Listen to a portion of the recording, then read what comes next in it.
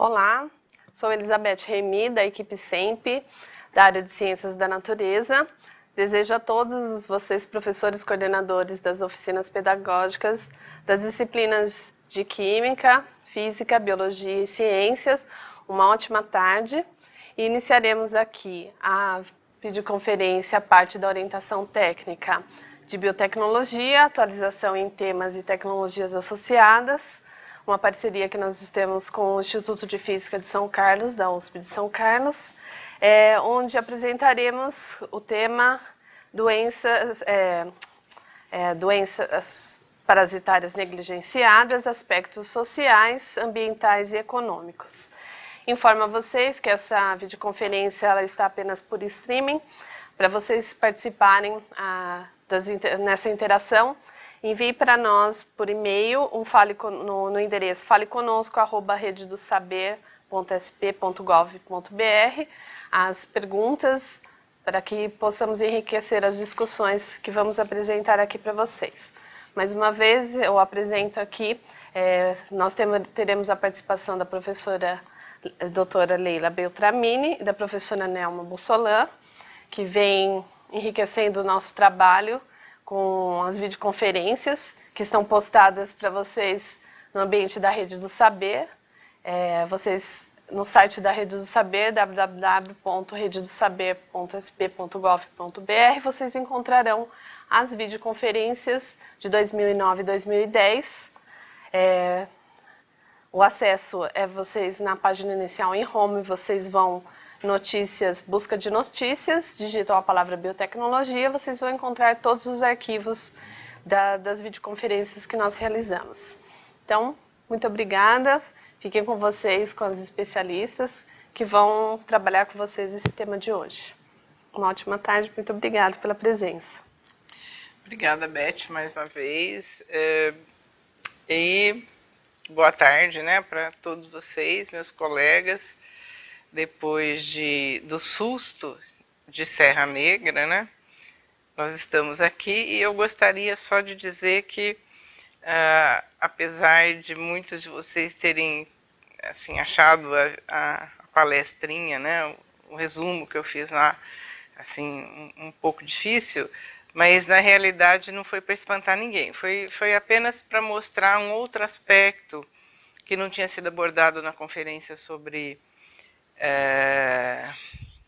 as radiações, o espectro eletromagnético de uma maneira geral, e assim, afunilando, né, para mostrar que toda a parte de estrutura de biomoléculas que a gente está tentando mostrar para vocês como é que a gente estuda tudo isso, como essa ciência está inserido dentro da biotecnologia, mostrar que a gente utiliza realmente outros aspectos, né, de outras faixas, outros tipos de metodologia que não só difração de raio-x e ressonância magnética nuclear para estudo de estrutura de biomoléculas.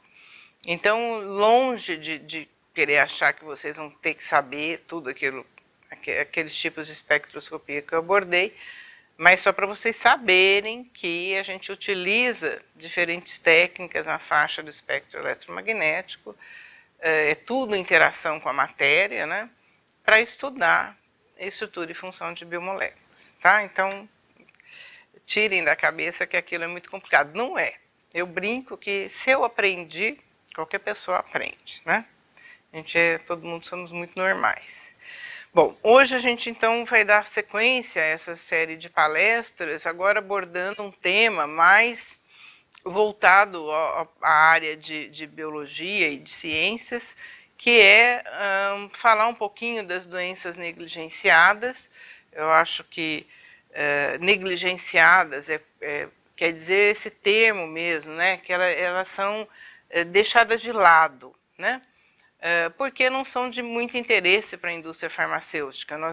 São doenças de países pobres, de países que atacam as pessoas mais de uma classe social menos favorecida, e, portanto, não tem dinheiro para comprar medicamento.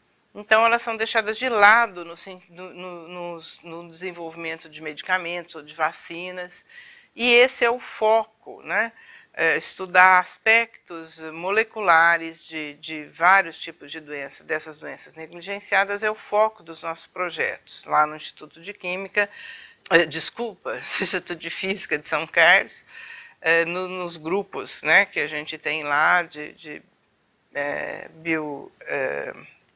biofísica e de cristalografia de proteínas. Então, hoje a professora Nelma Bossolan vai falar para a gente sobre essas doenças, né, e dar alguns exemplos.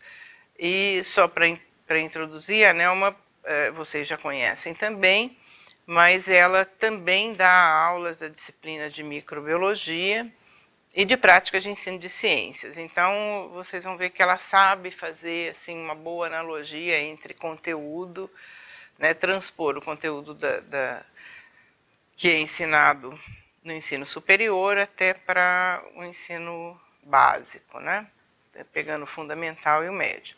Então, que a gente aproveitem, façam perguntas e que tenhamos todos uma boa tarde. Obrigada, Leila, e boa tarde a todos. Eu queria agradecer mais uma vez a Beth e a equipe da SEMP por, enfim, nos abrir essa oportunidade de estar conversando com vocês novamente, né, os PCOPs e professores, e podendo, enfim, colaborar com esses temas da proposta curricular. Então, eu agradeço, né, novamente a Beth, a SEMP, e cumprimento todos vocês, os participantes aqui, e prazer, posso falar prazer em revê-los, ainda que eu não os esteja vendo, mas, eventualmente, em algum momento, por meio das perguntas, a gente vai entrar em contato. Então, como a Leila falou, esse tema de hoje, doenças infecciosas negligenciadas, eu vou fazer uma abordagem, vou falar de maneira geral alguns termos relacionados à saúde pública e epidemiologia, para depois então usar o exemplo de uma doença, no caso a doença de Chagas, como modelo para estudo. Primeiro para o estudo para nossa compreensão, né, da própria, enfim, da doença, do ciclo e de todas as fases, não é? E depois também para o próprio professor poder fazer o filtro, né, para poder fazer essa transposição para o aluno. Vocês vão poder acompanhar, né, nos slides, em algumas figuras que eu vou mostrar. Esse tema, na proposta curricular, ele pode ser encaixado, né, nos tópicos para o ensino médio em biologia, no tópico saúde e qualidade de vida das populações, né, e que ele está especificamente na primeira série do ensino médio. Ele vai falar de uma maneira bem geral das doenças infecciosas, mas tem uma introdução que fala um pouco da saúde, os aspectos preventivos, não é?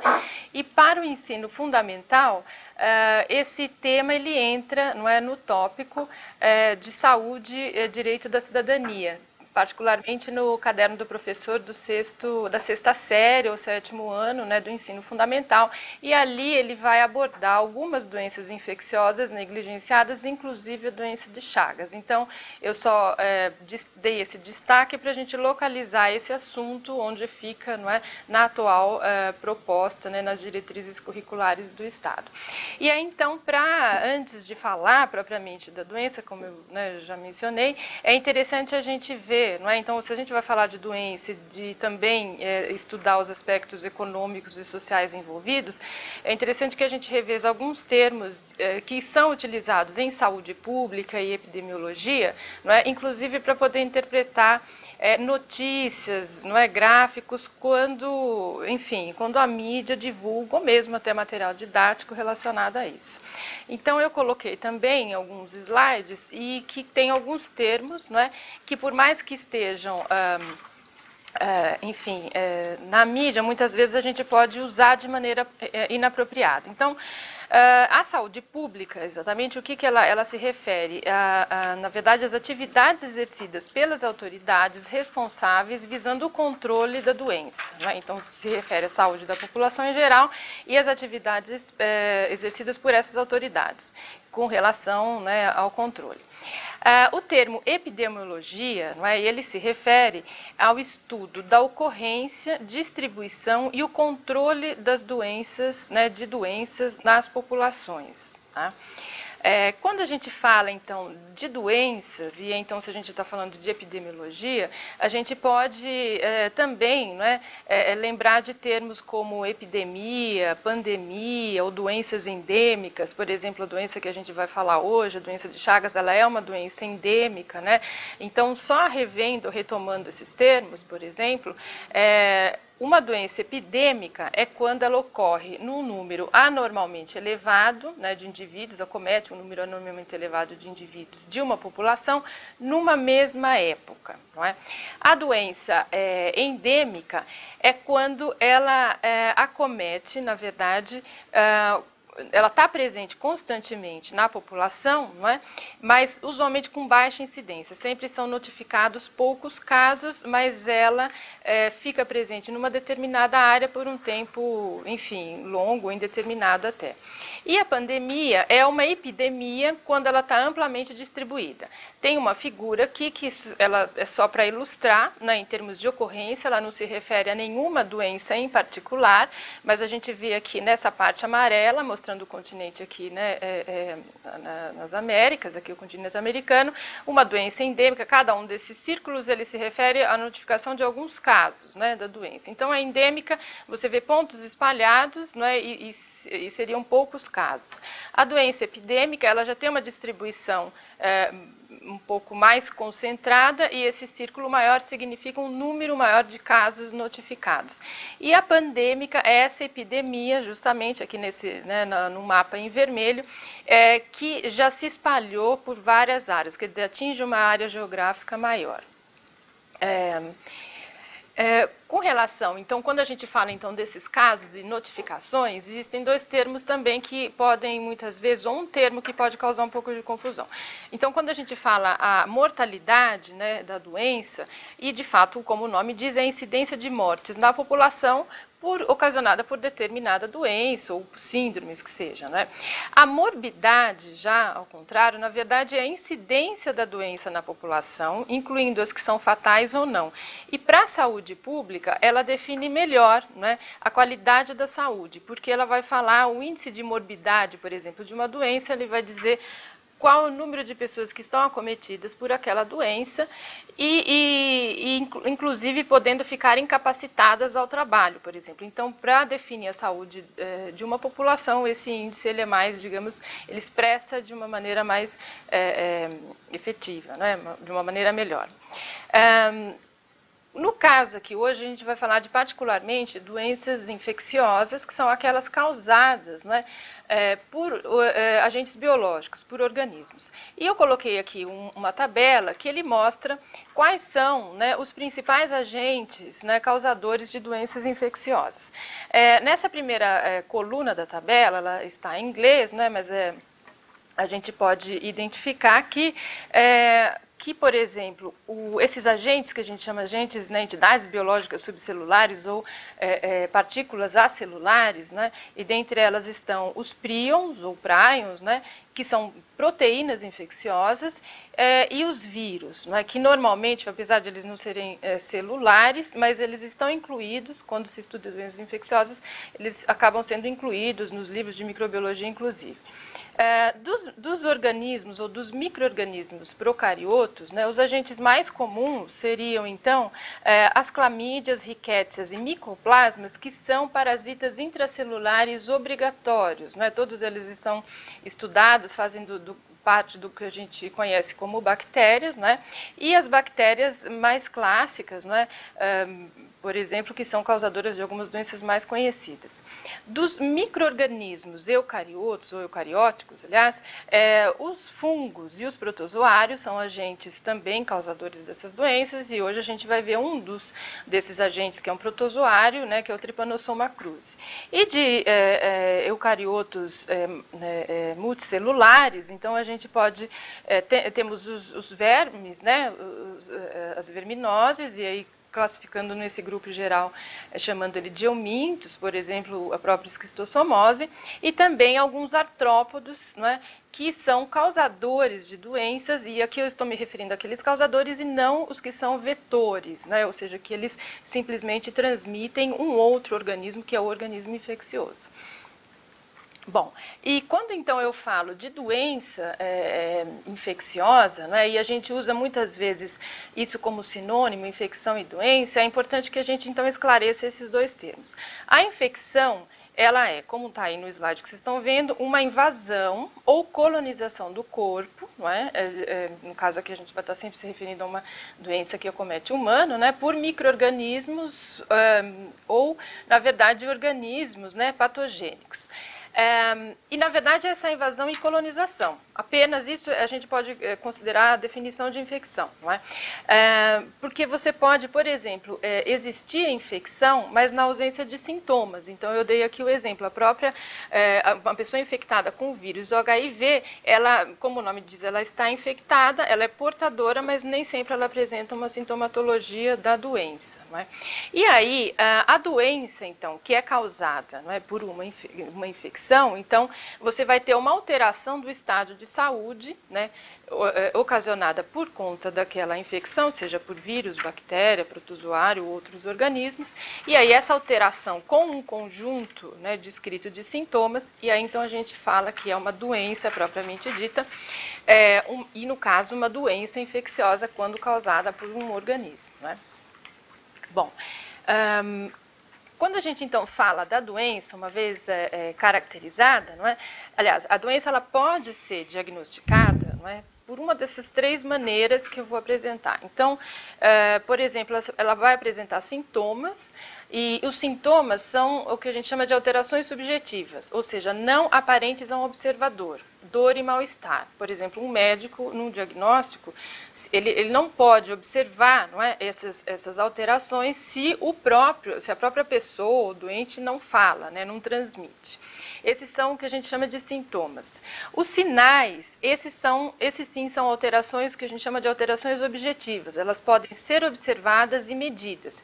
Então, no caso aqui, né, lesões, edema, a febre, uma paralisia, não é? E além, então, dos sintomas e dos sinais, existem, né, claro, então, os exames laboratoriais que vão auxiliar nesse diagnóstico. Então, você pode usar um desses três ou os três, né, alternadamente, para fazer um diagnóstico de determinadas doenças. Quer dizer, quanto mais inespecífica essa doença, ou seja, se os sintomas forem inespecíficos, você precisa sempre de outras formas de diagnóstico, né?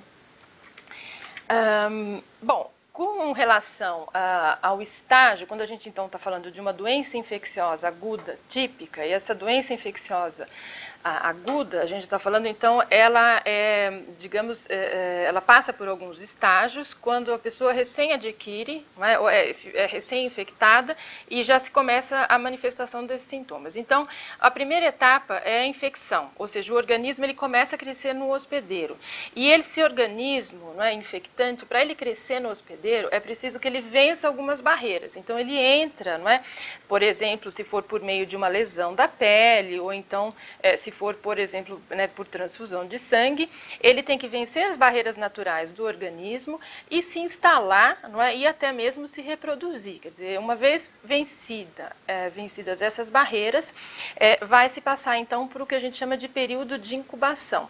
O período de incubação é aquele período que então fica entre a infecção propriamente dita e o aparecimento dos sintomas da doença.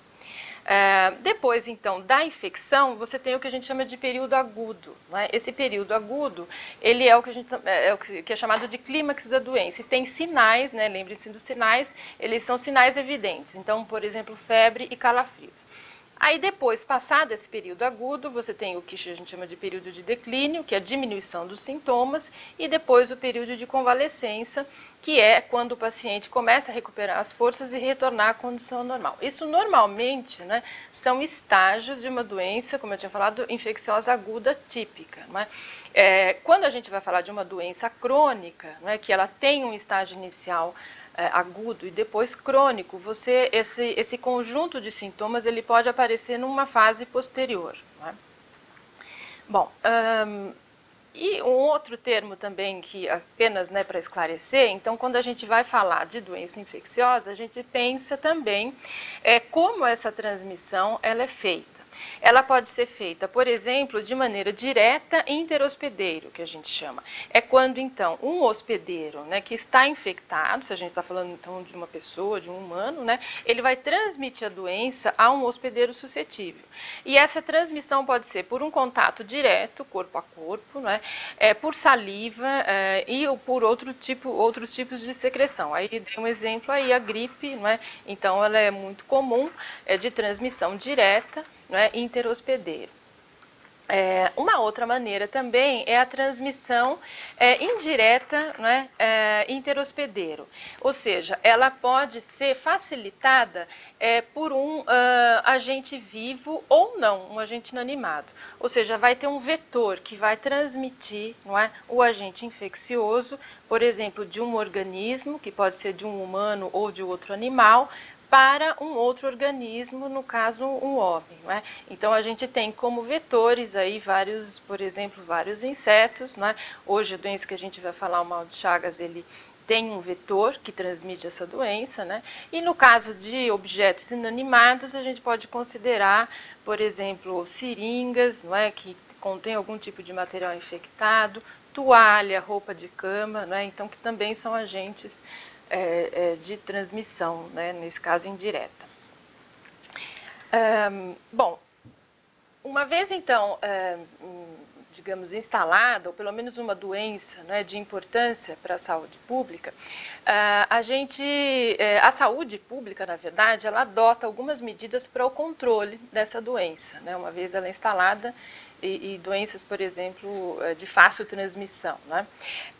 Uma dessas medidas é voltada, né, voltada para o controle dos reservatórios, que a gente chama, né? Os reservatórios, na verdade, muitos deles, para essas doenças que a gente vai tratar, são animais que contêm, não é, esses organismos infecciosos, e que muitas vezes esses organismos, ele não existe um conjunto de sintomas para aquele animal, não é?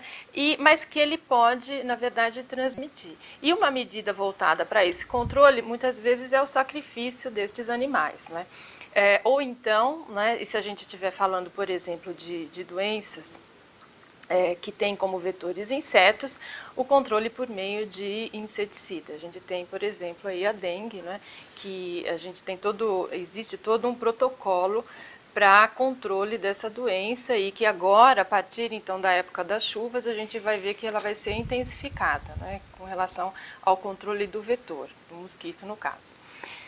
Uma outra medida é voltada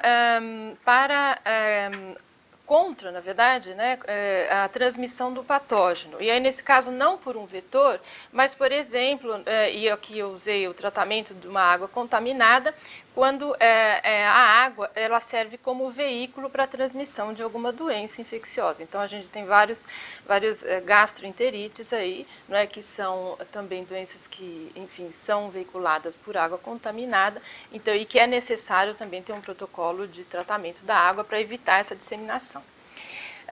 Uma outra medida para controle de certas doenças é a imunização, né? Então, a imunização feita, por exemplo, por meio da vacinação em massa, né? E eu trouxe aqui, né, dei alguns exemplos de doenças que já, né, que têm vacinas, não é?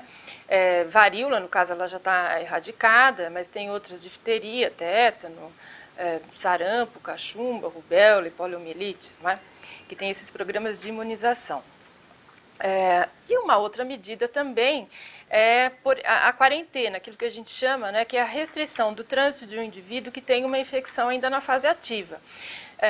Por exemplo, no caso da varíola, ainda que não tenha ocorrido notificação, mas a peste, que foi, né, uma doença infecciosa que acometeu principalmente a Europa, né, em anos passados, né, nos séculos passados, e que dizimou, né, quase toda a população, causada por uma bactéria, né, e a febre amarela. Então, quando há casos notificados, em mais de um, muitas vezes, então, as pessoas que são, né, na verdade, que são identificadas como doentes, elas têm o trânsito restringido para que se evite. Isso tudo, então, faz parte do que a gente chama de um protocolo para controle da saúde, né, para controle dessas doenças em uma população. E aí, então, os vigilantes de saúde, né, a própria vigilância sanitária, os agentes de saúde, eles têm que atuar, né, obviamente, a mando do Ministério da Saúde.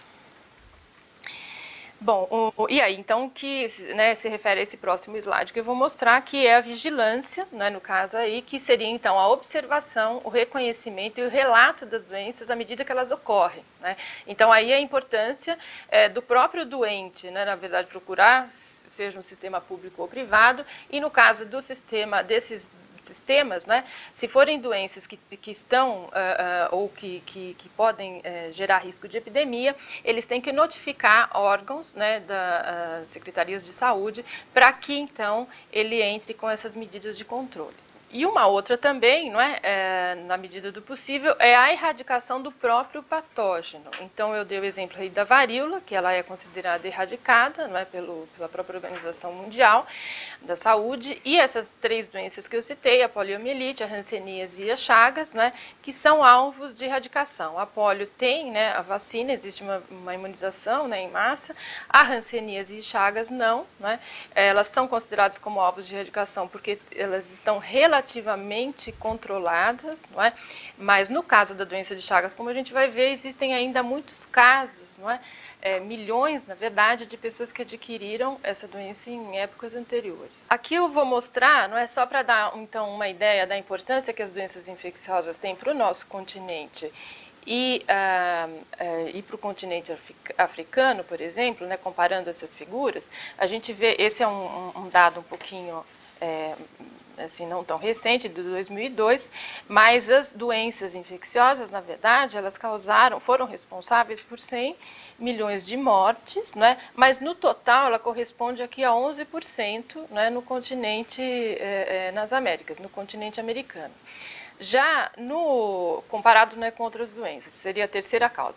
Já na África, né, e aí nesse mesmo ano, as infecções, né, vejam que ela corresponde a 63% das mortes nesse continente. E aí, no caso, mais de 10 milhões de mortes. Bom, então, vocês, por essa parte inicial, a Nelma fez uma apresentação para vocês da importância que tem, né, o governo, o Estado, né, nessas questões de saúde pública. Então, por que a gente vê muita propaganda na televisão para receber bem esses agentes de saúde? Porque se a gente não relata, é como no censo agora, se a gente não relata as perguntas, as questões, né, que esses agentes vão perguntar para a população, o governo não tem como fazer um programa, né, adequado em termos de saúde pública. Vocês viram a importância de estudos de doenças infecciosas, principalmente na África, no Brasil, por exemplo, e uma das doenças que a Nelma vai discorrer já para a gente, vai contar alguma coisa mais, é uma causa de um problema de saúde pública grave no Brasil, particularmente em algumas regiões nossa aqui do Brasil, mas também, depois, como vocês vão ver, no continente africano, também com o parasita, vamos dizer assim, da mesma classe, vamos dizer, mas que tem características um pouco diferentes. Então, esse preâmbulo, né, sobre essas definições, sobre saúde pública e sobre infecções, doença, é bastante importante para a gente orientar os alunos para quando ouvir, né, todo esse trabalho do governo aí na mídia para auxiliar no sentido de relatar, né, os casos, a importância disso para os planos, né, da saúde de um país de uma maneira geral. Então, a Nelma vai continuar falando agora especificamente de uma das doenças focos de estudo lá dos nossos projetos no Centro de Biotecnologia Molecular Estrutural e no Instituto Nacional de Ciência e Tecnologia que a gente tem lá no Instituto de Física. Isso. Então, eu vou falar um pouquinho agora, não é? Feita essa introdução dessa terminologia, e mesmo porque em algum momento nessa próxima explicação eu vou usar alguns termos, e a gente encontra isso também quando vai ter uma descrição de uma doença, vai se falar do ciclo, medidas de controle, não é, de prevenção e diagnóstico, a gente acaba utilizando essa terminologia, então a intenção foi, assim, de uma maneira muito breve, fazer uma recapitulação. No caso da doença de Chagas, como a Leila falou, ela é um objeto de estudo do centro lá de pesquisa da qual, né, a Leila faz parte, eu também, né, e tem como alvo, né, a identificação de moléculas, né, alvo para a produção de fármacos, enfim, para combater essa doença. A doença de Chagas, ela também é conhecida como o nome, né, mais científico, digamos assim, ela é conhecida como tripanossomíase americana, e o nome doença de Chagas, ela se deve porque Chagas, né, na verdade foi uma homenagem, não é, a Carlos Chagas, não é, que foi um médico cientista que descreveu o agente causador dessa doença, o Trypanosoma cruzi, bem como também a doença, né, a sintomatologia da doença que, né, infectando os humanos. Eu vou então falar um pouquinho, porque eu acho interessante, do histórico da doença, né, porque ela né, isso a gente vê nos livros, vários desses livros textos que a gente usa, né, na universidade, traduzidos, eles sempre fazem menção, quando falam do tripanossoma, né, dessa classe de protozoários, ele vai citar sempre duas doenças, principalmente, a doença do sono africana e a doença de Chagas, né? Então ela está presente nesses livros e, né, foi feita uma descrição aqui por um médico e um cientista nosso aqui. Então eu vou falar brevemente, fazer, né, um histórico da doença, né? Antes disso, então, só relembrando, né, que ela é uma doença causada pelo protozoário Trypanosoma cruzi, ele é um protozoário flagelado. Na América Latina ela é endêmica, então lembrando, né, ela, na verdade, ela está presentemente, não é, em regiões determinadas, não é, e sempre está ocorrendo notificação de casos, poucos casos, mas constantemente. Não é? Mas na América Latina como um todo já existe pelo menos 10 milhões de pessoas infectadas, aliás, desculpa, no mundo, né, existe 10 milhões de pessoas infectadas e a maior parte, ela fica na América Latina. Não é? Quando a gente fala em doença de Chagas, né, o primeiro, digamos, sintoma que a gente lembra, ou que a gente vê mais descrito, é uma doença que ela tem, por exemplo, a causa um alargamento, né, um aumento no tamanho do coração. Esse é um dos sintomas, na verdade, né, sintomas e sinais da fase crônica. Não é? Ela apresenta uma fase aguda, que pode ter sintomas ou não, né? Então o indivíduo, logo que é infectado, por exemplo, se for pela picada do barbeiro, ele pode ter um conjunto de sintomas que a gente chama de sintomas inespecíficos, que é febre, mal-estar, quer dizer, não está relacionado diretamente com uma doença, mas com várias, né? E numa fase crônica, ela então provoca uma que a gente chama uma cardiomiopatia, né? Então tem todo um conjunto aí de sintomas relacionados ao coração. Eu coloquei aqui até no slide, ela tem um nome bem assim, complicado, né? Uma cardiomiopatia dilatada associada com miocardite, né? Que seria uma inflamação do coração. Fibrose é uma substituição, né, do tecido muscular por fibras, né? E que acaba ocasionando uma disfunção cardíaca.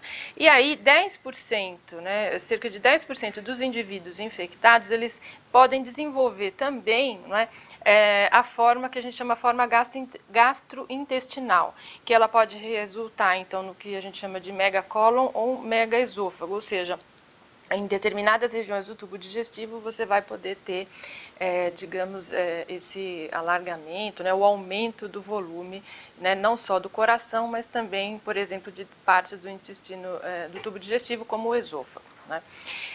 No Brasil, né, como dado, a gente sabe que predominam os casos crônicos da doença, ou seja, ela já está, né, nesse caso em que o indivíduo apresenta algum sintoma relacionado ao coração, ao tubo digestivo, né, e são decorrentes de infecções adquiridas no passado. Né? E tem, esse é um dado relativamente atual, por volta de 3 milhões de indivíduos infectados. Então, apesar dos casos ano a ano eles serem não grandes, digamos assim, notificados, mas existe um número grande, né, de pessoas que estão infectadas na fase crônica, e que é necessário que tenha o controle justamente porque elas são portadoras e podem podem transmitir, não é? Digamos assim, se não houver o controle desses casos. Bom, nos últimos anos, o que a gente percebe é que houve um aumento no caso da doença de Chagas aguda. Quando a gente fala aguda, é porque então houve uma recém-infecção, né, e teve essa sintomatologia da fase aguda, que eu vou falar um pouquinho daqui a pouco para vocês, né, e esses casos foram notificados principalmente no que a gente chama de estados da Amazônia Legal, quer dizer, são estados aqui da região amazônica no Brasil e também nos países de fronteira. Né.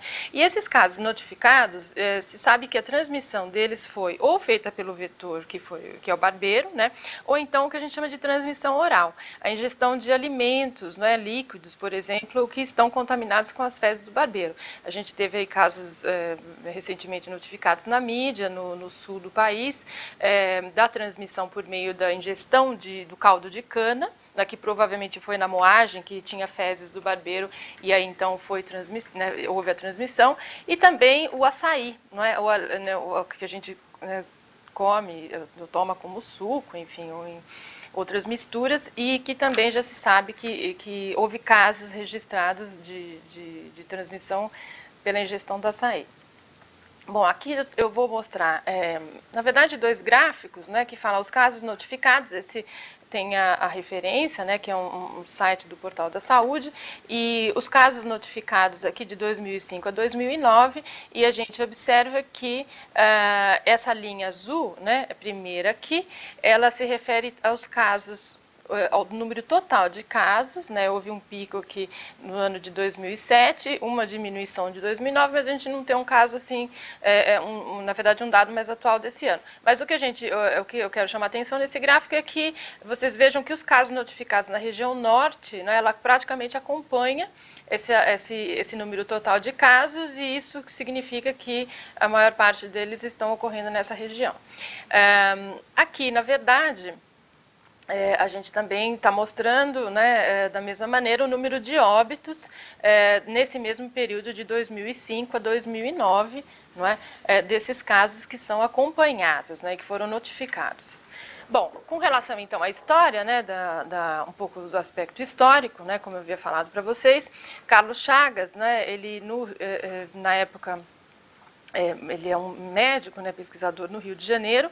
Ele foi, né, chamado para ir conter uma epidemia da malária no estado de Minas Gerais. Na época era um local que se chamava um povoado de La Sance, e que ali estavam acontecendo as obras da Estrada de Ferro Central do Brasil, né? E nessa época, na verdade, praticamente esse local estava sendo desbravado, então você tinha uma proximidade tanto com os animais reservatórios quanto com esses agentes, por exemplo, como o barbeiro, que a gente poderia falar que eles não eram insetos, entre aspas, domesticados, né? Então o contato das populações, tanto das pessoas que foram trabalhar, quanto, né, dos centros urbanos que começavam a se formar nessa região, fez com que digamos, essa doença, né, fosse descrita ou fosse, por exemplo, iniciar a sua propagação. O Carlos Chagas, nesse local, ele, apesar de ter ido conter a malária, mas ele viu que tinha, né, ali esse inseto barbeiro, e ele sabia que ele era um transmissor de doenças, e ele, fazendo uma análise ali do percevejo do barbeiro, ele viu que no intestino dele havia alguns tipos de tripanossoma, e o tripanossoma chamava atenção porque naquela época já existia a epidemia da doença do sono na África, que é causada por um tripanossoma também, e aí então ele pegou esses barbeiros, descreveu, né, esse tripanossoma, e ele mandou para o Rio de Janeiro e pediu para o Oswaldo Cruz, que na época era responsável, né, pelo Instituto Bacteriológico, e aí então o Oswaldo Cruz, no Rio de Janeiro, ele fez um teste, né, com esses percevejos, né? Ele fez com que eles picassem os saguis, né, que não, digamos, criados ali no laboratório, e aí ele observou toda uma sintomatologia, que esses animais ficaram doentes, ele fez análise do sangue desses animais e viu que tinha esse tripanossoma. Bom, o Carlos Chagas, então, ele, tendo esse conjunto de dados e voltando ao Rio de Janeiro, ele viu que, na verdade, esse tripanossoma ele não identificou como uma nova espécie, ele deu o nome de de tripanossoma cruzi, em homenagem a Oswaldo Cruz, né, como vocês podem ver aqui no slide, né, e aí, então, ele fez toda a descrição, não só do agente transmissor, né, do agente etiológico, mas também da doença. E aqui a gente sempre também vê muito na mídia, naquele mesmo ano, então, 1909, o primeiro caso relatado da doença foi dessa menina Berenice, que não é a que está na foto, né? Eu só quero chamar a atenção, mas é que o primeiro caso relatado da doença de Chagas, então, foi dessa menina Berenice. Bom, passado, então, né, essa questão do histórico, né, só para falar um pouquinho mais do agente etiológico, o Trypanosoma cruzi, ele faz parte dessa classe que se chama Kinetoplastidia, desculpa, não é? Ele tem cujas espécies, né, pertencentes a essa classe, a maior parte é parasita. Uma delas é a Leishmania também, que é causadora de uma doença importante, né, a Leishmania, por exemplo, brasiliensis, né, e ela, né, esse tripanossoma, então, ele, juntamente nessa classe Kinetoplastida, como eu já havia falado, tem outras espécies, a Trypanosoma gambiense, né, e a rhodesiense, que, na verdade, ela pode causar também a doença do sono africano. Bom, o nome a classe Kinetoplastida, esse nome Kinetoplastida, ele se deve pela presença, e aqui eu vou indicar com a seta aqui do slide, de uma estrutura que é chamada de cinetoplasto, onde está essa seta vermelha aqui apontando, e essa estrutura, o que é, na verdade? É uma mitocôndria única e grande, não é? E que fica nessa fase desse organismo, não é? Ela fica na região posterior, e aí ele migra, dependendo da fase se ele é uma forma tripomastigota ou outra, como a gente vai ver no ciclo, a gente visualmente, em microscopia óptica, você consegue identificar essa espécie pela posição dessa estrutura. É uma mitocôndria única, não é? E que na microscopia ela fica bem evidente. Bom, uma outra parte importante também desse organismo, né, quer dizer, no caso que envolve toda digamos, a questão da infecção, do poder infectivo dele, ele tem o glicocálice, que é uma camada externa à membrana, e esse glicocálice ele tem uma composição proteica que é controlada por mais ou menos 1000 genes, e que ela varia, essa composição proteica ela vai variar dependendo do estágio que esse organismo tem, quando ele está, por exemplo, mesmo dentro do corpo humano. E isso, na verdade, altera o que a gente chama de caráter antigênico, ou seja, se quando ele acaba de entrar no organismo, ele tem uma composição proteica, não é? E o organismo, para poder ter uma primeira resposta imune, ele vai fazer esse reconhecimento desse organismo baseado nessas proteínas de superfície. Se quando ele assume uma outra forma, que ele fica dentro do tecido, ele varia, altera essa composição proteica, então o organismo da pessoa infectada, na verdade, se ele estava preparado para combater aquela outra forma, ele já não vai reconhecer. Então, isso é uma vantagem seletiva do tripanossoma, de modo a se proteger, não é? E dificultar, entre aspas, o ataque, né, das defesas do organismo que ele está infectando. E é importante, nesse sentido, então, é importante se conhecer, não é? Então, essa compreensão dessa estrutura, né, das proteínas que fazem parte desse glicocálice é importante para você, inclusive, estudar formas mais eficazes de combater. Aqui é novamente uma outra figura, mas eu vou pular porque eu vou mostrar com um pouquinho mais de detalhe à frente, não é? E aí, então, só para falar um pouco dessas formas. O tripanossoma, ele assume 3 formas. Então, a forma que a gente chama de epimastigota, ele já é uma forma alongada, não é? Tem um flagelo, tem esse cinetoplasto, não é? Só que ele fica numa região que a gente chama anterior ao núcleo, e ele vai ser encontrado no tubo digestivo do inseto vetor. Ele fica no tubo digestivo, por exemplo, do barbeiro, né? Numa determinada localização. A forma, e aqui está mostrando uma foto, né, de microscopia óptica, e aqui a gente consegue visualizar essa parte maior colorida é o núcleo, e uma parte menor, na verdade, é aqui o cinetoplasto. Bom, a outra forma que ele assume é a forma que a gente chama de tripomastigota, né? Ela também tem uma forma muito parecida com essa anterior, só que o cinetoplasto ele fica numa região posterior, né? E essa é a forma que a gente fala que é altamente infectante, ou seja, ela vai ter um poder infectante no sentido de atravessar tecidos, por exemplo, e infectar o organismo. Ela vai ficar, né, ela é encontrada na porção final do intestino do inseto, então ele se diferencia da forma epimastigota para a tripomastigota na porção final do intestino do inseto. É a forma que está encontrada, por exemplo, circulante no sangue do organismo que foi infectado, recém-infectado, né, ou dentro de algumas células. Eu vou mostrar duas fotos aqui para vocês, né, as próximas, que mostram uma célula infectada com formas tripomastigotas, então essa célula está bem, né, a gente consegue ver essas partes internas aqui, e uma outra foto que mostra ele é um esfregaço sanguíneo aqui, que a gente vê algumas dessas formas não invadindo uma célula sanguínea, mas ela fica circulante aqui, nesse momento, no sangue. Não é? E uma outra forma, não é? Que é chamada de amastigota, porque esse A está se referindo, né, que a ausência de flagelo, ela já é arredondada, não é mais alongada, não é?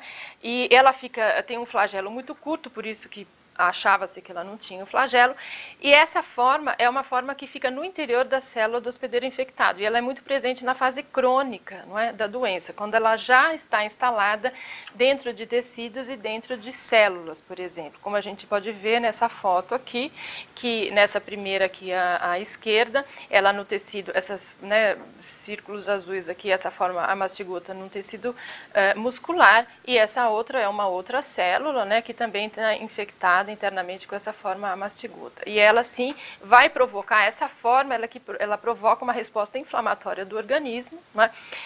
E essa forma, ela pode voltar novamente a se diferenciar entre tripomastigota, sair do tecido e ficar reinfectando locais diferentes, ou então ficando disponível na circulação, para que se, eventualmente, algum barbeiro, digamos, né, ou então numa transfusão, se um barbeiro pica, ele pode reiniciar o ciclo, por exemplo.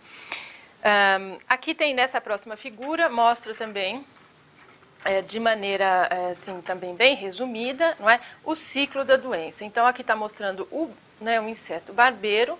Aqui, na verdade, a forma que a gente fala, epimastigota, na parede do intestino, e ela se diferencia aqui no item C, aqui para a forma de tripomastigota, e aí, uma vez esse barbeiro picando um animal, né, que aqui, por exemplo, está mostrando um roedor, ou eventualmente o homem, né, lembrando novamente que a transmissão não se dá pela picada, ou seja, não é pelo aparelho bucal do inseto que o tripanossoma vai entrar, mas o que acontece é que quando ele suga o inseto, né, do animal ou da pessoa, ele, na verdade, praticamente incha, né, o tubo digestivo, e ele defeca ali no mesmo momento. E aí, então, quando a pessoa tem, né, por exemplo, uma pessoa, se é para o meio da picada, ela na coceira, o que acontece? Ela pode esfregar, né, as fezes do barbeiro, e como já tem a picada ali, que é uma lesão na pele, aquela vai ser a porta de entrada do tripanossoma, não é, que vai estar, na verdade, nas fezes do barbeiro. Né? E uma vez, então, voltando à figura, né, uma vez atingindo, por exemplo, ela fica nessa fase inicial, né, aguda aqui na forma de tripomastigota, aqui está mostrando ela num vaso, né, numa artéria aderida a uma parede de tecido. Depois ela invadindo, né, ela pode, células e tecidos, como o muscular, por exemplo, né, ficar nessa forma de amastigota, que em algum momento pode novamente, não é? Ela é uma forma multiplicativa que a gente fala, não é? Ela pode voltar a essa forma tripomastigota e eventualmente voltar para o inseto, reiniciando o ciclo. Bom, aqui tem uma outra figura só também por curiosidade, que é uma são fotos, né, obtidas a partir de microscopia eletrônica de varredura, né, a microscopia eletrônica de varredura ela só dá um apanhado bem geral, assim, da parte superficial das estruturas, e que mostra o processo de diferenciação, né, se a gente vê aqui do item, né, A, B, C, o processo de diferenciação de uma forma tripomastigota na mastigota. Vejam então que ele vai se enrolando, o flagelo vai se enrolando aqui até ficar nessa forma mastigota. Só queria fazer um comentário para vocês, durante, né, toda essa apresentação, irem percebendo a contribuição para a gente entender e chegar até esse estágio assim, de compreensão, a contribuição do desenvolvimento tecnológico. Vocês viram que a Nelma mostrou fotografia de microscopia eletrônica e de outras formas de microscopia, falou de doenças que têm vacina. No caso da doença de Chagas, nós não temos vacina ainda, e nós estamos, né, toda a tecnologia aí está em busca de um medicamento ou uma vacina para controle desse tipo de doença. Quer dizer, nós vimos, ela já falou das várias formas do tripanossoma e tal, que tem várias formas, né, que pode estar no inseto, pode estar no homem, pode estar em algum animal aí na natureza, que seria um reservatório, mas toda doença, será que toda doença contagiosa, né, contagiosa a gente sempre pensa nesse contágio de coisa física, né, de você espirrar, botar a mão num copo, em algum lugar, numa mesa, e uma outra pessoa se contaminar porque botou a mesma mão ali. Quer dizer, como é realmente, a Nelma falou agora há pouco, a transmissão real, né, da doença de Chagas. Quer dizer, a gente pode se contaminar, Nelma, por ter um contato com alguém doente, por exemplo? Não, na verdade, o contato, as formas de transmissão, e eu vou mostrar, na verdade, ela vai ter, sempre tem que ter, ela pode ser feita pelo inseto, não é vetor, então você tem que ter esse inseto, e mesmo porque, no caso específico desse agente, né, desse agente causador, do tripanossoma, ele cumpre, né, uma parte do ciclo dele no próprio intestino do vetor, não é, no caso. Uma outra maneira seria, então, pela ingestão, não é? De, por exemplo, alimentos que contenham essas fezes com essa fase já infectante, que é o tripomastigota, nessa fase tripomastigota. Então, essa, por exemplo, são as duas vias principais. A transfusão de sangue também era uma maneira, foi, não é? Causa de infecção de vários indivíduos, mas hoje é feito um controle no banco de sangue, então assume-se que não deve mais ser fonte, né, de transmissão, via de transmissão. Essas seriam as principais. E mesmo a transmissão congênita, que a gente fala, né, quer dizer, da mãe, né, transmitindo para o feto, essa pode ocorrer. E ela pode ocorrer em qualquer fase da gravidez da mãe. Não é? Eu vou só quis destacar esses slides para essas maneiras de transmissão, não é? Sempre lembrando que o vetor, quando é transmitido, quando ele é o agente transmissor, quando tem o agente transmissor como vetor, ele pica, por exemplo, o indivíduo, mas não é pela picada, ou seja, o tripanossoma ele não entra no indivíduo por meio aqui da picada. O que acontece é que o indivíduo defeca e ao coçar, por exemplo, né, ou tendo...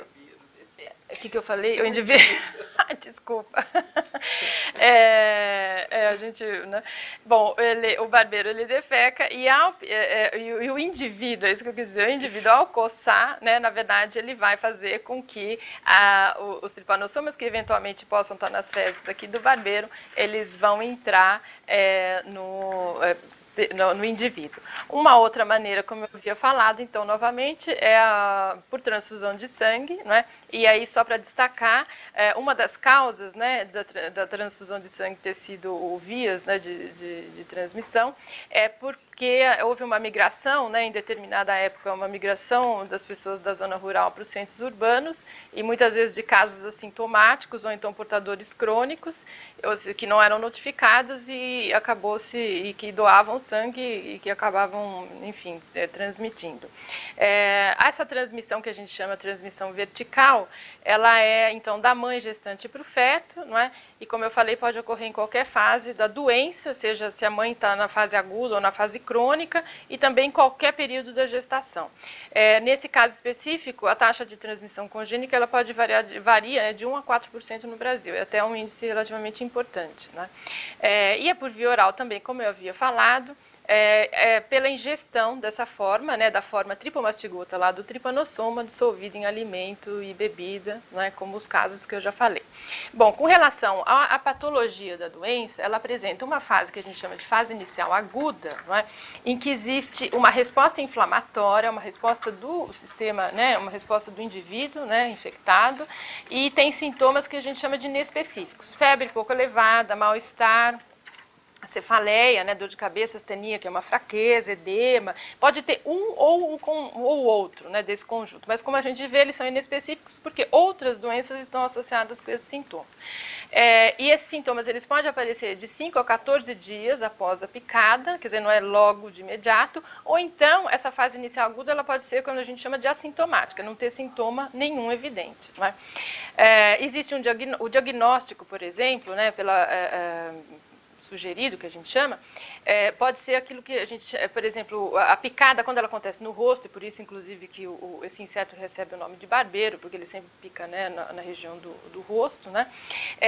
Ele tem essa porta, digamos, na picada, ele faz esse inchaço, que era chamado de sinal de romanha, não é? E muitas vezes também, às vezes, não houve, por exemplo, não coçou, mas digamos, as fezes do barbeiro, ela ficou próximo, né, à mucosa, né, a do olho, e também é uma via de entrada, é uma porta de entrada, né? Na fase crônica, que a gente chama indeterminada, existem as lesões nos tecidos, ou seja, aquela fase amastigota, né, do inseto, do trypanosoma amastigota, que está dentro do tecido, e que elas podem evoluir, não é? E podem aparecer os primeiros sintomas dessa fase crônica até 10 anos, né? Após 10 anos da infecção do organismo, né? E nessa fase crônica indeterminada que a gente fala, 50% dos pacientes infectados, eles estão nessa fase crônica. Aí a fase crônica cardíaca, né, que a gente fala, que então tem todo um conjunto de sintomas que leva a uma insuficiência cardíaca progressiva, e aqui só para mostrar essa figura, né, que mostra um coração chagásico com uma lesão típica que ele chama de aneurismática, né, ou seja, nessa parte, por exemplo, aqui inferior de um dos ventrículos, e que forma esse adelgaçamento aqui dessa região e que causa todo um conjunto de sintomas, né. Uma outra forma crônica é quando, então, há esse alargamento, né, de uma região do tubo digestivo, então fala o megaesôfago, né. O que acontece nessa fase? No caso, quando é o megaesôfago, é uma perda de peristaltismo. Peristaltismo é um movimento, não é, do tubo digestivo, e o que acontece é que ocorre essa perda de movimento em determinada região do esôfago. Então, o indivíduo, quando se alimenta, o alimento para ali naquela região, e como não há o peristaltismo para empurrar, ele fica ali, ele vai alargando aquela região do esôfago, porque tem essa dificuldade de engolir. E o que acontece ali é que não é que aquela forma mastigota, ela fica no tecido ali do tubo digestivo. Ela acomete os plexos nervosos, né, que vão inervar, né, que dali vão sair os nervos para atingir o tubo digestivo, e por isso que perde esse peristaltismo. Assim, aqui tem uma figura que mostra uma série aqui de raio-x, né, que é um acompanhamento de um indivíduo, ou então, na verdade, a evolução dessa fase do megaesôfago, né, até ficar, por exemplo, se a gente vê aqui um tubo o esôfago aqui nessa primeira e nessa última aqui, o quanto ela ficou, enfim, alargada. Com relação, então, ao controle da doença, ele pode ser feito pelo combate ao barbeiro, né, que é hoje, no caso, uma das medidas mais eficazes, então, por aplicação de inseticidas nas casas, né? A melhoria das habitações rurais, né? Então a gente mostra aqui uma casa de pau a pique, como se fala muito, né? Porque essas frestas, elas propiciam que o barbeiro ele se instale ali e se crie ali e se reproduza, e obviamente se tiver próximo a uma zona onde há reservatório, ele vai ser o vetor da doença, né? O controle, né, nos bancos de sangue, né, uma outra medida. Existem algumas medidas sendo estudadas para o controle biológico do inseto, né? Mas essas medidas elas não são usadas de modo sistemático e ainda, na verdade, não se mostraram eficientes na prática. Então, as duas medidas anteriores, que é o controle ao inseto e melhoria na habitação, né, ele tem sido as mais eficazes, né? Bom, com relação, então, a uma outra etapa do estudo da doença, né, ao diagnóstico, como é que ele é feito? Quando a doença está na fase aguda, ou seja, se o indivíduo suspeita, porque tem aquele chagoma de inoculação, ou está numa área próxima, algum parente, tá? E ele vai fazer um exame, né, diagnóstico, você faz um exame direto de sangue, porque nessa fase a forma do tripomastigota ela está circulante, né, e como a gente pode ver na foto aqui, ele pode ser detectado a partir de um exame direto de um esfregaço. Você, além do esfregaço, né, você pode também fazer um concentrado por centrifugação, né, e fala que é a técnica de microhematócrito, e você faz um concentrado do sangue, né, do que a gente chama de creme leucocitário, e aí então, no caso, quando não há muito desses tripanossomas circulantes, o fato de você concentrar na centrifugação aumenta a chance de possivelmente detectá-los, né, no sangue, né. E nos casos congênitos, por exemplo, de uma mãe, né, infectada e que, na verdade, para saber se houve a transmissão para o filho, né, então para o recém-nascido você pode utilizar as técnicas moleculares como o PCR, né, que é a reação em cadeia da polimerase, para identificar se ali no sangue da criança existe, né, e aí a amplificação do DNA, por exemplo, do próprio agente infectante, né, do tripanossoma, se ele está presente no sangue da criança, né, por esse método. Bom, na fase crônica, não é? Então já não, por exemplo, se o indivíduo apresenta um outro tipo de sintomatologia, não é? Ou não apresenta, não é? Você não detecta em sangue, mas ele tem alguns indicativos, não é? Por exemplo, se ele não está na fase aguda, você possivelmente não tem mais a forma tripomastigota circulante, então por microscopia você não vai identificar. Então você pode, por exemplo, fazer existem ensaios, né, imunoensaios, eu só destaquei aqui o ensaio imunoenzimático chamado ELISA, né, que vem dessa sigla aqui, e que na verdade a gente vê aqui uma placa, não é, em que você, em cada uma desses pocinhos aqui dessa placa, em cada um, você coloca na verdade antígenos, né, do tripanossoma, ou seja, né, moléculas que na verdade desencadeiam resposta imune, não é? E aí ali naqueles pocinhos daquela placa você coloca né, amostras de sangue diluída do indivíduo suspeito, e se houver uma reação ali ele pode indicar, aí antígeno anticorpo, ele pode indicar se há, então, por exemplo, se o indivíduo está infectado, né? Bom, com relação ao tratamento, não é, então são maneiras de diagnóstico, não é, e com relação ao tratamento, e isso na verdade tem sido alvo das pesquisas, né, nessa área, existe um medicamento utilizado, na verdade dois, mas no Brasil, segundo o Guia de Vigilância Epidemiológica, né, existe um tratamento, um remédio em uso, que o composto se chama benznidazol, não é? E o nome comercial dele é o Roxagan, e ele é utilizado, ele é eficaz, na verdade, para pacientes na forma aguda, que ainda foram, então, recém-infectados, né? E para os crônicos recentes, não é? Porque eles, na verdade, esse remédio, ele atua, não é? Sobre a forma tripomastigota, principalmente, não é? E não sobre a forma amastigota. Então, ele não tem efeito para pacientes na fase crônica. Só que ele apresenta vários efeitos colaterais, né? Ele já existe relato de resistência do parasita, né, a esse medicamento, tem um alto custo e não tem formulação pediátrica. Então, tem uma série de limitações aí no uso, né? E as pesquisas, então, hoje em dia, elas têm como alvo, né, a busca de algumas outras, por exemplo, moléculas, né, do próprio tripanossoma para a formulação, né, ou para a busca de compostos, de drogas para atuar sobre esse parasita. No caso, uma das moléculas, né, é o ergosterol. O ergosterol, ele é um esterol que faz parte da membrana do trypanosoma e ele também faz parte, por exemplo, da membrana de fungos. Então, tem vários... Então, ele já é bem estudado, né, nessa área pelas indústrias farmacêuticas. Então, por isso que também se investe, por exemplo, no ergosterol como molécula-alvo, né, para o desenvolvimento de fármaco. Uma outra molécula que é alvo também é uma enzima que faz parte, né, do processo de obtenção de energia, da glicólise do trypanosoma, que é o gliceraldeído 3-fosfato desidrogenase. Na verdade, essa enzima, ela teve, né, ela é objeto de estudo lá no nosso centro de pesquisa.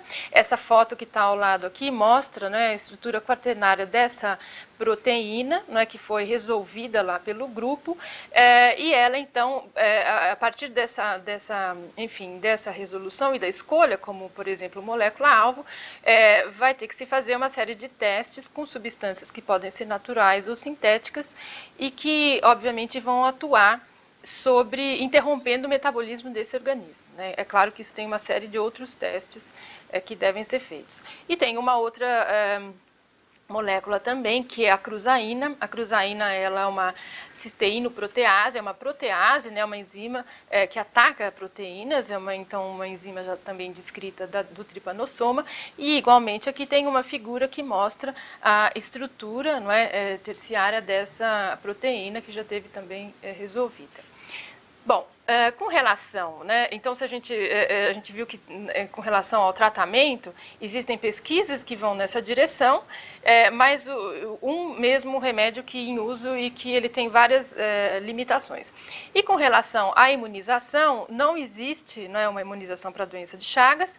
Existe, né, a literatura relata que tem uma vacina que está em fase de teste, mas não se tem nenhuma previsão, e que usa, por exemplo, o vírus, né, um adenovírus, que no caso é um vírus que não causa nenhuma doença, ou pelo menos ele é modificado, e vírus recombinante, ou seja, ele tem um antígeno do Trypanosoma cruzi nesse vírus, né? O vírus serve como um vetor, né, desse antígeno, e que aí o princípio seria estimular uma resposta imune do organismo, né? Ela quer fazer um comentário? Eu gostaria de fazer um comentário. A Nelma mostrou essas duas proteínas que são alvos de desenvolvimento de novos medicamentos, uma delas totalmente resolvida a estrutura lá no nosso grupo, e dizer que elas são produtos da biologia molecular moderna, quer dizer, são proteínas recombinantes, nós só conseguimos resolver a estrutura, e outros cientistas também só conseguem resolver a estrutura dessas de proteínas de insetos, de vírus, de bactérias, quando você tem uma maneira de obter essa proteína em grande quantidade. Jamais a gente iria conseguir produzir tanta GAPDH purificando diretamente do trypanosoma. Então, essas proteínas são recombinantes, as estruturas foram resolvidas em função de a gente poder expressar essas proteínas em bactérias, né, no laboratório, e nós temos o grupo de química medicinal lá do nosso centro de pesquisa. Eles já têm várias drogas em adiantado estágio de estudo que são, vamos dizer assim, bem específicas para a GAPDH e outras, né, para a cruzaína. Não é a mesma droga específica para as duas, tá certo? Então, esse é uma ilustração assim bastante feliz, né, vamos dizer assim, de envolvimento da pesquisa tentando controlar a doença de Chagas. No próximo slide, a Nelma vai falar para vocês o que a gente tem feito também, trabalhado na parte de educação e difusão de ciências, para ajudar os professores a, vamos dizer assim, criar ferramentas, né, para que eles possam trabalhar esses temas em sala de aula. Então, vai lá. Eu só Então, para finalizar, não é, eu vou falar então do que o grupo, né, tem feito lá no desenvolvimento de material para o ensino e difusão então, de assuntos relacionados a essas doenças. A gente tem um material que é uma mídia interativa, não é, sobre a doença de Chagas. Eu tenho aqui só um exemplo no slide que vai aparecer para vocês aí e que a gente chama ele de carrossel, não é? Então aqui um carrossel porque ele tem esse formato aqui na parte superior da figura e que ele vai dar vários aspectos da doença e aí então quando você, por exemplo, clica, né, por exemplo, aqui está mostrando nessa parte da figura inferior aqui da esquerda, você tem uma casa de sapê e aqui tem uma outra casa representando o nosso centro, né, porque aí ele vai falar tanto de aspectos do ciclo da doença, mas por meio de, enfim, de pequenos vídeos, não é, de legenda com informação, de um texto complementar, e ele é bem interativo, todo feito em computação gráfica, né, são imagens tridimensionais, e que procura levar de uma maneira interessante, não é, esse assunto, e até trazer a informação mais atualizada relacionada à questão do diagnóstico, por exemplo, e do tratamento, e fazendo essa relação com a pesquisa que é feita no centro, né. Então, eu acho que talvez breve, né, a gente possa fazer a apresentação para vocês desse material que pode ser usado em sala de aula e também os próprios alunos ou as pessoas de uma maneira geral podem utilizar. Nos slides, depois vocês vão ter acesso, né, tem uma bibliografia, não é, que eu usei, que eu utilizei para montar essa apresentação, e tem também alguns sites que eu também utilizei para, não é, montar a apresentação, e também tem o nosso site que ele fala, então, do que tem sido feito, assim, mais recentemente com relação à pesquisa para a busca dessas drogas, né? Então, vocês vão poder consultar depois. Eu queria, então, agradecer a atenção de vocês, pedir desculpas se eu acabei falando um pouco rápido, né? Ou talvez um conjunto de informações, assim, muito grande, não é? Mas, de qualquer maneira, agora a gente se coloca aqui para alguma questão que vocês possam ter, alguma dúvida que tenha ficado, viu? Muito obrigada e eu espero revê-los aí todos em breve. Bom, obrigada, Nelma. Eu só queria também finalizar essa apresentação, né, daqui a um pouco a gente vai começar com o diálogo, pena que não é, né, ao vivo. Mas só dizendo para vocês que brevemente, então, essa mídia a gente chama que está na fase pré-beta, dentro aí de umas 2 semanas ela deve estar na fase beta e a gente vai disponibilizar naquele site cbme.us.br para que seja utilizada e para que a gente possa ver os problemas que essa mídia vai apresentar para consertar e rejeitar e ficar na fase, na mídia, sei lá se é alfa, mas enfim, na definitiva. E nossa plataforma também, já tem um jogo de memória em 3 estágios, que é super legal, a gente começa a jogar, olha, eu não gosto de jogo de computador, mas esse eu consegui jogar até o fim, né? Sobre doença de Chagas de uma maneira geral, e que prende a atenção do estudante. Então, vocês já podem, eu acho que o jogo da memória já está disponível, eu vou checar isso, ou vocês podem checar lá na plataforma, tá? Então, agora a gente vai para o intervalo, a Beth vai falar um pouquinho com vocês. Isso, vamos por um breve intervalo de 10 minutos. Se vocês tiverem mais alguma questão para fazer suas considerações ou tirar alguma dúvida, escrevam para o faleconosco@rededosaber.sp.gov.br e no retorno eu farei uma síntese e algumas considerações de estratégias e metodologias de ensino. Até mais, então.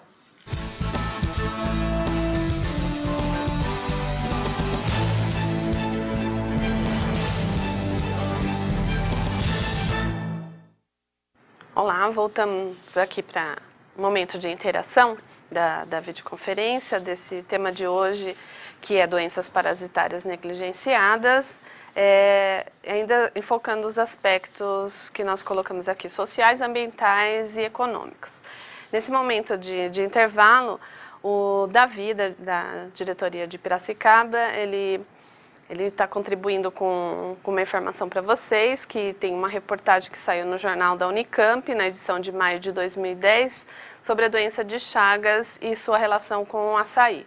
Então, é uma dica que ele deu, depois eu passo o link por e-mail para vocês. Nesse intervalo, e assim, acho que até assim, nós não temos mais perguntas específicas, quando nós facilitamos para vocês o envio dos slides para antecipar a discussão que seria apresentada nessa vídeo, algumas diretorias da região do interior nos ligou, e até conversei já com as professoras, da produção da cana-de-açúcar, que a doença de Chagas é preocupante e em algumas regiões ela já está num nível mais avançado e havia essa preocupação. Eu pedi para a professora Leila e a professora Nelma explicar um pouquinho, e assim a gente vai conversando com vocês, dos aspectos dessa transposição das estratégias e recursos que vocês podem utilizar em sala de aula para contribuir no repasse, no desenvolvimento dos alunos, na compreensão da temática saúde, para elas apresentarem para vocês o porquê da importância dos aspectos sociais, ambientais e até econômicos na discussão com os alunos. Né? Bom, nós já havíamos comentado, como eu e a Nelma viajamos quase 3 horas para chegar aqui, a gente veio comentando na viagem até de como abordar um pouco melhor o que seria um aspecto econômico, né, relativo a esse problema dessas doenças negligenciadas.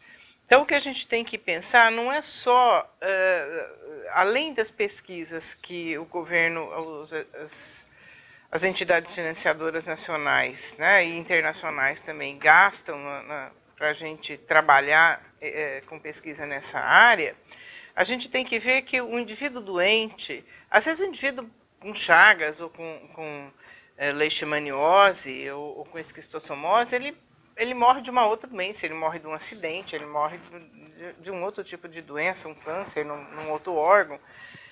Mas esse indivíduo, ele acaba sendo um indivíduo que ele não produz, economicamente, ele é um indivíduo que ele não contribui com o país igual um indivíduo com saúde, um indivíduo normal. Ele ficaria incapacitado para o trabalho. Então, o aspecto econômico dessas doenças é mais nesse sentido, de você ter um indivíduo que está incapacitado para o trabalho, para ter uma vida até social normal, né? Então, essas doenças, e particularmente a Chagas, ela pode levar a esse tipo de aspecto econômico, de um indivíduo não tão produtivo, né? E tendo uma vida que não social, não muito agradável, né? Uma vida econômica, aí vamos dizer. Por outro lado, quanto ao aspecto social, a gente está falando, veio essa abordagem, né, principalmente aqui no estado de São Paulo. Nós somos um estado praticamente, quase que em todo ele, a gente tem plantações de cana-de-açúcar, né? E aqui na cidade de São Paulo, por exemplo, em muitas cidades do interior, a gente tem muito local que vende caldo de cana, por exemplo. E também os açaizeiros, né? São Carlos é uma cidade de 200 mil habitantes e tem 2 ou 3 bares que são açaizeiros. Imagina aqui em São Paulo ou em cidades maiores. Então, a gente, longe de dizer para vocês, quem toma caldo de cana ou come açaí lá vai adquirir doença de Chagas. Não é isso. São os cuidados no setor de saúde pública que se pode ter, que se deve ter, e que nós podemos ajudar. O professor pode ajudar, o professor pode esclarecer o aluno, porque ele pode ser um indivíduo que fiscaliza. Então, vamos ver se aquela cana que o indivíduo está fazendo o caldo, ela está limpa, ela está guardada num lugar adequado para poder ser moída e o indivíduo tomar aquele caldo sem problema. Se o açaí, da onde ele veio, como ele foi processado, né? O duro é que lá no Nordeste a gente não sabe como, a gente está comendo ele aqui no Sul, né? No caso do açaí. Mas a cana aqui no estado de São Paulo é perfeitamente viável. Quase todo local que a gente vê caldo de cana, a gente vê o indivíduo moendo a cana. Então é só ver se ela está higienicamente lá raspadinha, se não está lá junto com uma porção de palha e numa sujeira danada. Né? Então esse aspecto social e econômico que a gente colocou aí na palestra, não deu tempo de dar muito números para vocês, mas existem dados assim que mostram esse lado, né, da saúde pública, que se a gente estivesse num país mais desenvolvido, nós não íamos ter esse problema, quer dizer, não ia ter barbeiro e muito menos transmissor de doença de Chagas, por exemplo. Ou não ia ter a doença em si, poderia estar erradicada já. E o aspecto econômico é nesse sentido, nós gastamos muito com os doentes, né? Que poderiam ser pessoas produtivas e o governo não precisava nem subsidiar e nem gastar tanto com a doença desses indivíduos. Tá? Então, ressaltar isso eu acho importante o professor transpor para os alunos na sala de aula, como cidadãos, né, ou futuros políticos, que muitos acabam até sendo, né, vereadores, assessor de políticos de uma maneira geral, e a gente tem, esses indivíduos podem estar conscientizados desse problema. Né? Isso político, quase nenhum tem noção desses aspectos econômicos e sociais que essas doenças podem causar ao país. Tá. Outro aspecto que eu queria destacar com vocês, que foi bem mostrado aqui durante as videoconferências, vocês destacarem a importância do vocabulário científico, né, o que a gente chama de alfabetização científica. Então, a importância do professor, gradativamente, de acordo com o desenvolvimento cognitivo do aluno, apresentando alguns vocabulários específicos da nossa disciplina. Aqui a professora pôde destacar para a gente algumas, o que era uma doença endêmica, né, o que é uma patologia, o que seria uma contaminação, uma transmissão, uma infecção, né? Mas eu vou destacar até uma palavra, até para conduzir a discussão, por exemplo, vetor. Vetor ela é uma palavra que transita por várias disciplinas. Na matemática ela tem um significado e na nossa disciplina ela tem um significado específico, né? E na apresentação, principalmente quando a gente trabalha com o tema saúde, a importância assim, de ciclos, quando a gente vai falar de doenças, da transmissão, do seu ciclo de vida, tanto do agente causador ou da doença em si, apresentar em forma de esquemas ou figuras. Vocês viram que o tema saúde ela está em todos os níveis da educação básica, né? E a doença de Chagas, por exemplo, ela é tratada tanto no ensino fundamental, ela vai até o ensino médio. E o professor, é importante que ele apresente diferentes esquemas e dependendo do nível cognitivo, ele vai apresentar com uma representação mais simples até ela indo mais complexas. Então, é importante, né, a gente mostrar, e se a gente for ver o que era apresentado nos livros didáticos, até em pesquisas, era muito simples. Hoje, um esquema para explicar, por exemplo, da doença de Chagas, ela tem todas essas formas que foram colocadas, assim, do tripanossoma em si, como que é o ciclo, todas as formas. Então, tem esquemas que são, as ilustrações, as representações que estão ali, é muito complicado. Então, as setas que são usadas no esquema, que é muito típico para o aluno acompanhar o raciocínio de um ciclo, ele fica, às vezes, muito confusa. Às vezes, um esquema ele tem muito mais informação do que um texto descritivo. E o professor ele tem que ser o ator principal para explicar essas etapas e até por que um esquema antes era apresentado de uma forma simples e hoje ele é tão complexo. Isso é importante, ele tem que fazer parte do cotidiano do professor dentro das suas situações de aprendizagem e fazer a leitura, como nós vamos falando para vocês, dos diferentes gêneros discursivos, diferentes esquemas, que é importante o professor trabalhar isso com o aluno.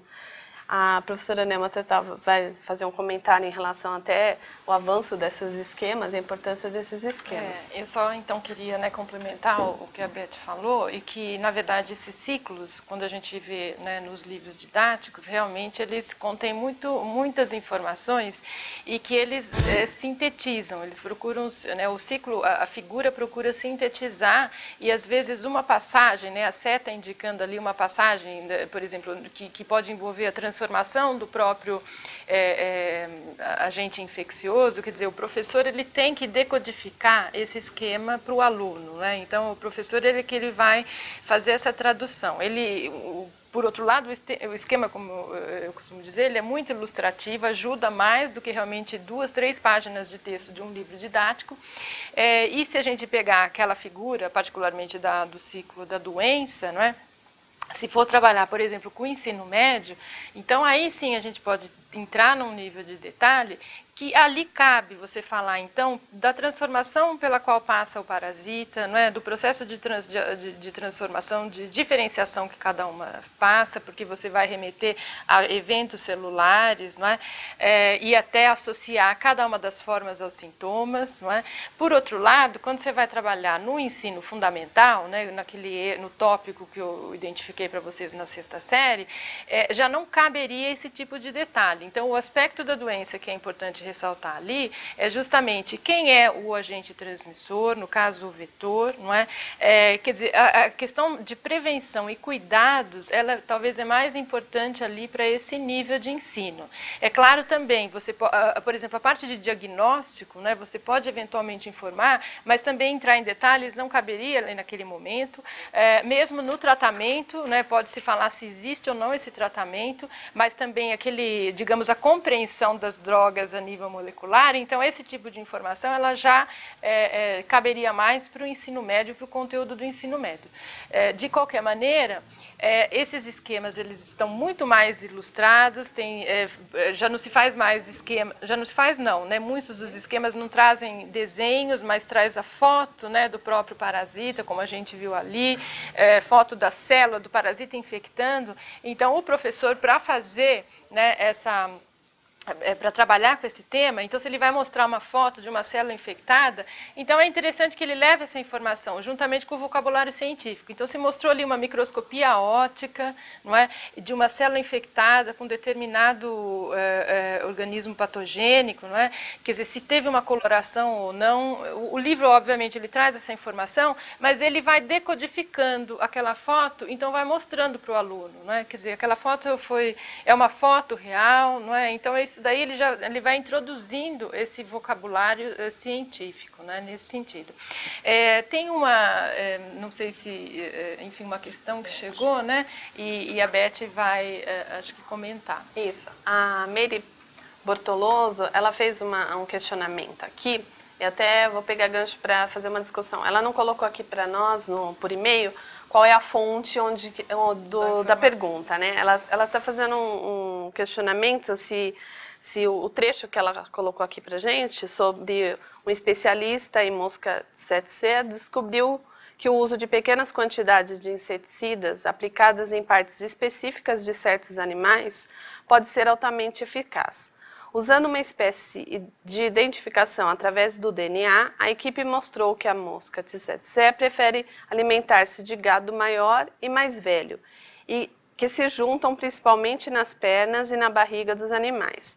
Aí ela questiona, assim os agricultores não necessitam de pulverizar toda a vaca com inseticida e não necessitam de pulverizar todas as vacas, cortando assim os custos do pesticida para apenas por ano e por cabeça. Essa pesquisa tem fundamento?